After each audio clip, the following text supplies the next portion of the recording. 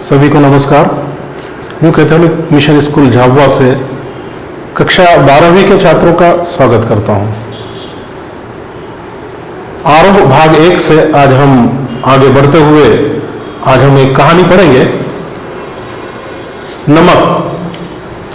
इसके रचनाकार रजिया सज्जाद जहीर इनकी लेखिका है। ये मुख्यतः उर्दू कथाकार के रूप में साहित्य में प्रतिष्ठित है। इनके बारे में हम थोड़ी सी जानकारी ले लेते हैं। मूलतः उर्दू कहानीकार रजिया सज्जाद जहीर का जन्म 15 फरवरी सन 1917 को अजमेर राजस्थान में हुआ था। इन्होंने स्नातक बीए की जो शिक्षा है वो घर पर ही स्वाध्याय के रूप में की। बाद में विवाह के बाद उन्होंने लखनऊ से इलाहाबाद से एमए की परीक्षा उत्तीर्ण की।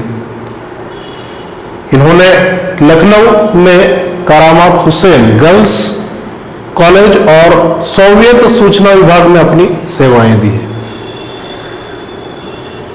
साहित्य में अगर स्थान पूछे तो आधुनिक उर्दू कथाकार के रूप में ये प्रतिष्ठित है।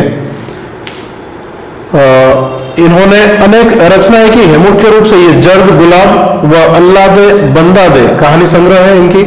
सरेआम, सुभान अल्लाह, मेघ दे उपन्यास इनकी प्रसिद्ध रचनाएं हैं। इनके उत्कृष्ट लेखन के लिए इनको सोवियत भूमि नेहरू पुरस्कार से सम्मानित किया। साथ में उर्दू अकादमी पुरस्कार से सम्मानित किया और उत्तर प्रदेश अखिल भारतीय लेखिका अवार्ड से भी इनको सम्मानित किया जा चुका है। सन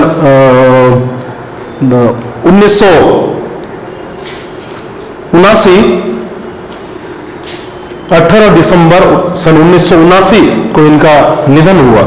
इस प्रकार इनकी थोड़ी सी जानकारी हमने ली। नमक कहानी की मुख्य पात्रा सफिया है। ये कहानी भारत पाकिस्तान विभाजन से जो लोग विस्थापित हुए उनको दिलों को टटोलती हुई ये कहानी है। कहानी को पढ़ने से पूर्व हम थोड़ी बात इसको समझें कि यदि हमारा जन्म स्थल जहाँ जन्म हुआ है कहीं हम बाद में बाहर जाते हैं तो सबसे ज़्यादा याद हमें उसी स्थान की आती है, क्योंकि जहाँ पर हमारा बचपन बीतता है, खट्टी मीठी जो हमारे साथ जो अनुभव रहते हैं वो निश्चित रूप से हमको जीवन भर आजीवन याद रहते हैं। और इसी आधार पर ये कहानी नमक बनी हुई है। भारत पाकिस्तान अखंड भारत में जब पाकिस्तान सम्मिलित था, सभी धर्मों के लोग भाईचारा सौहार्दपूर्ण रूप से एक साथ रहते थे। लेकिन राजनीतिक कुछ बाधा के कारण जब भारत पाकिस्तान विभाजन हुआ तो धर्म के आधार पर लोगों का पलायन भी हुआ। कारोबार नौकरी के लिए भी शायद कुछ विस्थापित हुए, लेकिन विस्थापन होने के बाद भी उनका जो दिल है, हृदय है, वो वही रहा जहाँ पर उनकी जन्मस्थली थी। यहाँ पर भी यही बात हम देखेंगे नमक कहानी में। इसीलिए लेखिका ने कहा भी अपने पराये देश परदेश की प्रचलित परंपरा पर अनेक सवाल खड़े किए हैं। यहाँ पर हम देखते हैं इस कहानी में लाहौर से भारत आई सिख बीवी और मुख्य पात्रा सफिया, वह भी यहाँ पर है लेकिन उनकी जन्मस्थली लाहौर है। साथ ही साथ 2 कस्टम अधिकारियों के बारे में भी बताया है। एक कस्टम जो पाकिस्तान में है लेकिन उनकी जन्मस्थली दिल्ली है और इसीलिए वह दिल्ली को अपना वतन मानता है। दूसरा कस्टम ऑफिसर जो है वो अमृतसर में नियुक्त है लेकिन उनकी जन्मस्थली ढाका बंगाल है, तो वो अपना वतन ढाका को मानता है। इस प्रकार कहा जाए कि वास्तव में हृदय में जो अमिट छाप है वो लोग भूल नहीं सकते हैं, और इसी पर यह कहानी भी पूरी डिपेंड करती है। पाठ को हम इस कहानी को विभिन्न बिंदुओं के आधार पर हम पढ़ते हुए आगे बढ़ेंगे। सबसे पहले भारत विभाजन का यथार्थ। भारत पाकिस्तान का जब विभाजन हुआ तो दोनों तरफ लोग जन्मस्थली छोड़कर किसी कारण से, हो सकता है धार्मिक पलायन के कारण हो या नौकरी कारोबार, कोई भी कारण हो सकता है, विस्थापित हुआ। लेकिन विस्थापन से पहले अखंड भारत में सभी लोग एक साथ मिलजुल कर भाईचारे के रूप में यहाँ रहते थे। पाठ की शुरुआत सफिया से होती है। सफिया एक कीर्तन में शामिल होती है। वहां पर उसकी मुलाकात सिख बीवी से होती है। सिख बीवी को देखते ही सफिया को उनकी माँ की याद आती है। जो उसका चेहरा है उसको देखकर ऐसा लगता है जैसे उसकी माँ उसके सामने खड़ी है, और इसीलिए वह प्रेम से, मोहब्बत से उसकी तरफ देखती है। सिख बीवी जब उसकी ओर देखती है तो अपनी ओर देखते हुए पाकर अपनी बहू से पूछती है, उसका परिचय पूछती है। तो उसकी बहू बताती है कि ये एक मुसलमान महिला है जो कल अपने भाइयों से मिलने के लिए लाहौर जा रही है। लाहौर का नाम सुनते ही सिख बीवी को उसकी ओर आकर्षण बढ़ता है।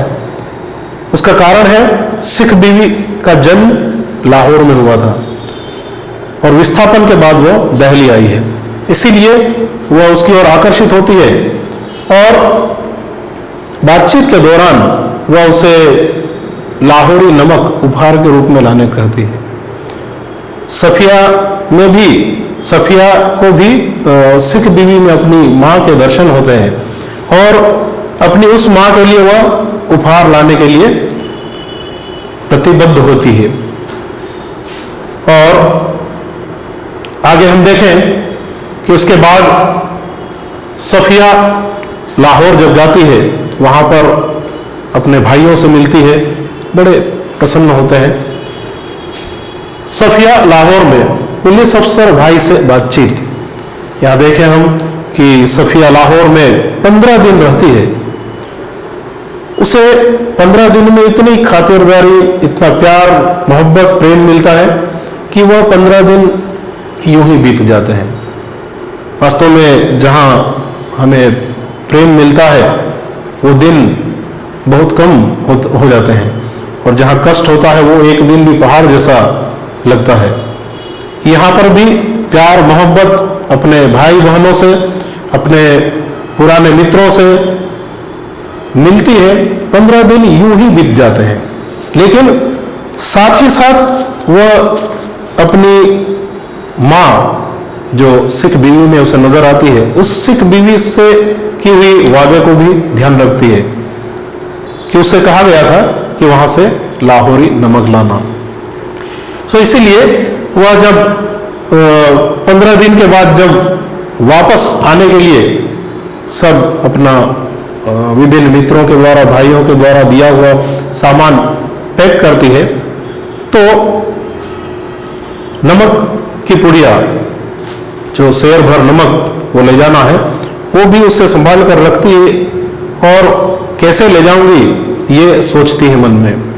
और उसे लगता है कि मुझे अपने भाई से पूछना चाहिए, और वह अपने भाई जो वहाँ पर लाहौर में एक बड़ा पुलिस ऑफिसर है, उसे पूछती है कि मैं ये प्रेम का प्रतीक उपहार के रूप में नमक ले जाना चाहती हूँ, इस नमक को मैं ले जा सकती हूँ?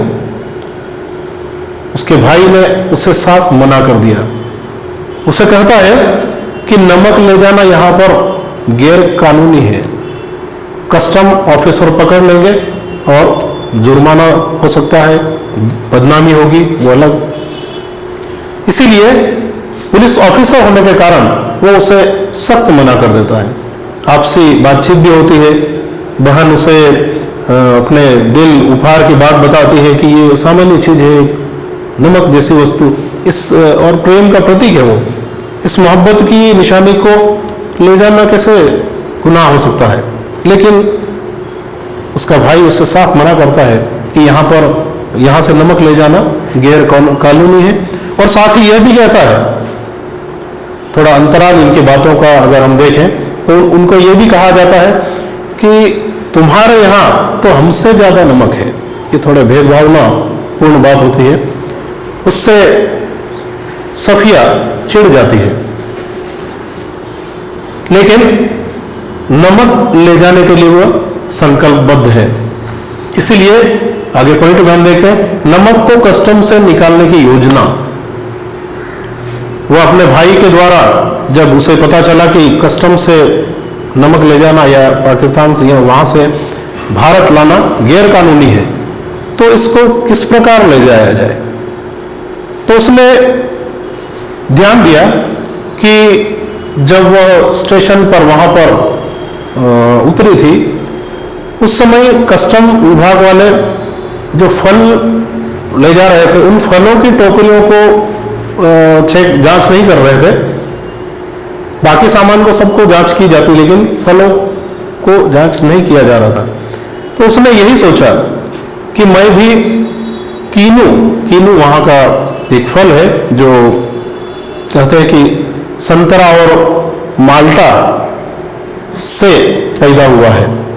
संतरा भारतीय है तो माल्टा पाकिस्तान का विशेष फल है, और यहीं से कीनू, उस कीनू की टोकरी में मैं यदि नमक की इस पुड़िया को ले जाऊं और नीचे रख दूंगी तो कस्टम ऑफिसर या कोई भी उसे जांच नहीं कर पाएंगे। इस प्रकार मैं आराम से सिख बीवी के लिए नमक ले जा सकती हूं, जो उपहार के रूप में उसे देना है। और यह सोचती हुई वह सब सामान रखते हुए सो जाती है, और सफिया स्वप्न देखती है। स्वप्न में भी वह देखती है कि कल जाने और शायद दोबारा वापस आ पाऊंगी कि नहीं, ये चिंता उसे लगती है कि भविष्य में मैं अपने भाइयों से मिल पाऊंगी या नहीं। वह लाहौर के उन 15 दिनों को याद करती है सपने में कि किस प्रकार हंसी खुशी वो दिन बीते। वह लाहौर के किले को याद करती है, इकबाल का मकबरा एक एक करके उससे दिखाई देता है। अचानक इन बातों को याद करते हुए मकबरे की सीढ़ी पर बैठे बैठे दूब की घास एक तोड़ने की कोशिश करती है। उसी समय उसे वो जो उस पर जमी हुई ठंड का एहसास होता है। वास्तव में वो एक सपना देख रही है। हकीकत ये हुआ था कि उसका हाथ कीनू की टोकरी से, जो कीनू फल थे, उस फलों पर जा लगा था, और ठंडे कीनू के कारण उनकी आंख खुल जाती है। इस प्रकार एक छोटा सा स्वप्न देखकर वो जाग जाती है। दूसरे दिन सफिया की वापसी, सफिया लाहौर से पुनः अपने देश, अपना दिल्ली की ओर रवाना होती है।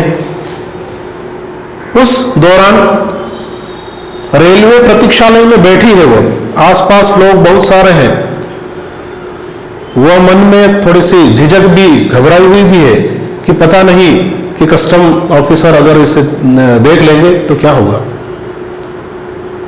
लेकिन कुछ सोचती है, फिर उसे लगता है कि मोहब्बत का तोहफा, प्रेम का उपहार मैं ऐसे चोरी से नहीं ले जाऊंगी। और मन में संकल्प करके वह नमक की पुड़िया अपने बैग में डालती है और एक कस्टम ऑफिसर की ओर जाती है। वह कस्टम ऑफिसर को धीरे से बताती है कि मैं थोड़ा सा नमक ले जाना चाहती हूँ। इस प्रकार ऐसे उस कस्टम ऑफिसर को बड़ा आश्चर्य होता है, लेकिन वह बताता है कि उनका वतन भी दिल्ली है।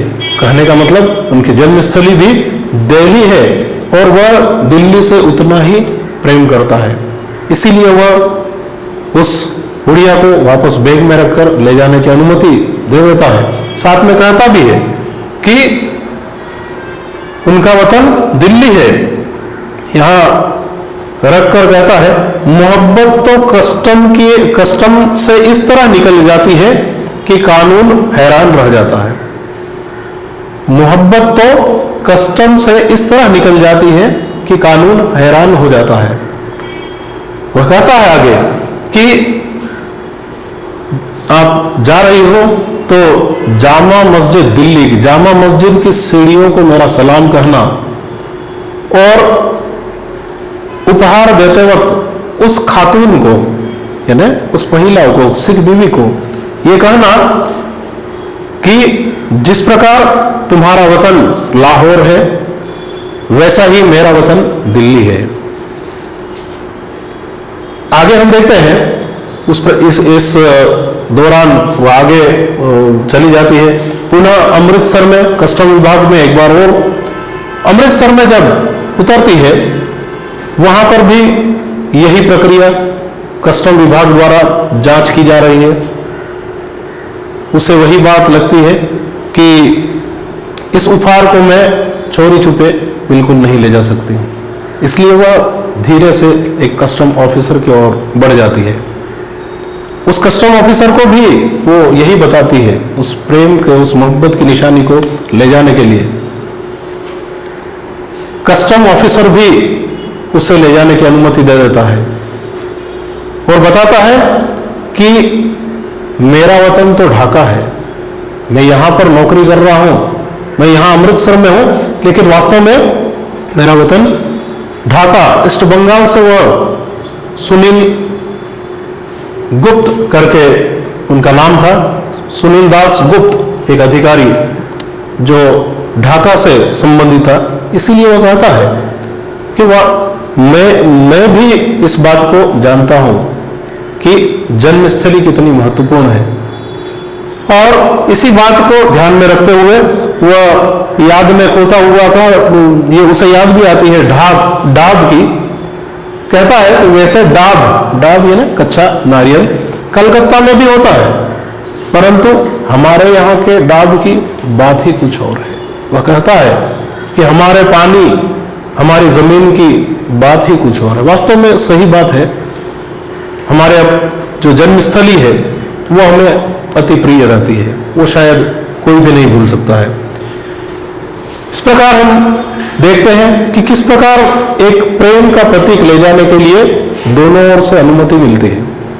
वास्तव में विस्थापन से पीड़ित लोग आज भी अपनी जन्मस्थली को याद करते हैं। सफिया जब अमृतसर के पुल पर चढ़ रही, उस समय वह ऑफिसर से झुकाए वहां पर खड़ा है और तब वह सोचती है कि क्या सोचती है कि किसका वतन कहां है, कस्टम के इधर या उधर। दोनों ओर की सीमाओं में एक ही भावना वाले लोग हैं। दोनों तरफ की अगर हम देखें तो बोलचाली, बोली भी एक जैसी है, एक जैसा रहन सहन है। अखंड भारत में सब मिलजुल कर रहते थे, इसलिए शायद वही कहा कि बोली एक है, रहन सहन एक है। फिर ये कस्टम या सीमा से लोगों की भावनाओं के साथ क्यों खिलवाड़ होता है। लेकिन एक और बात कही है कि उन्होंने खुद ने कही कि मानचित्र पर लकीर खींच देने से जमीन और जनता बट नहीं जाती। वास्तव में एक नक्शे पर केवल लकीर खींचने से एक सीमा का निर्धारण एक राजनीतिक आधार पर हो सकता है, लेकिन दिलों का बंटवारा कभी नहीं हो सकता है। इस प्रकार हम इस कहानी में समझ सकते हैं एक नमक को भी क्यों लिया। कहानी का शीर्षक नमक भी इसीलिए लिया होगा शायद क्योंकि नमक एक ऐसी हम सामान्य एक कम दाम में मिलती है, लेकिन उसका मूल्य वास्तव में बहुत है। नमक नमकीन स्वाद, जो मोहब्बत का नमकीन स्वाद घोलता है, नमक के बिना स्वादहीन रहता है। और ऐसे ही हमारे दिलों में भी ऐसा ही व्यवहार, ऐसा ही नमकीन व्यवहार अगर हो तो निश्चित है प्रेम और मोहब्बत आगे बढ़ती जाएगी। धन्यवाद।